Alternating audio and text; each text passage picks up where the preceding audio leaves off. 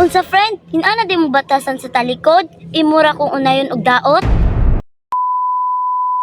Dam, paula mo ko diag kwartabi. Sure, pila man. Wala para ba ko'y sweldo, pero nako extra din eh. Bisag 500 lang dam, okay ra nimo. Kira jud kaayo na. Ay, pwede 1,000 na lang dam, kay akong ibayad og kuryente. Friend, okay ra jud. Salamat kaayo dam, ilisa na ti kaigpit sa 15 dam. Walay problema friend, basta ikaw. Og sa diyang nilabay ang pila ka adlaw, wala pa siya nakailis sa iyang hulam, pero nang hulam na pud. Dam, wala pa mong ko'y kwarta karon kay na-delay akong sweldo. Pwede akong punang 500? Okay ra kaayo friend, timingan nimo oy na ako 500 diri o. Salamat kayo dam ha, ako ra nitubuan nimong kwarta para mudako. Wala na problema friend.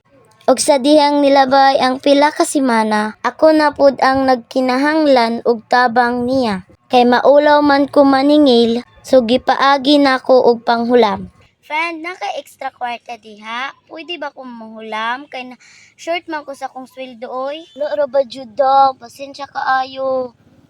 Medicine na nimo para makalisod sad ka kay mura ra ka gulay problema. Sige friend, okay ra. Ulamin na ninyo si Dragon Lady para makasulay na siya problema og kalisod.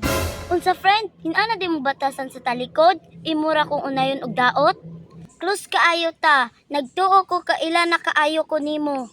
Pero naapo di ay kay batasan labaw pa sa demonyo. O na ikaw, ayaw kaayog salig sa taong close kaayo nimo. Kay kasagaran kung kisa pa tong mga taong sinaligan nimo, kay maupay mo unay og trahidor nimo.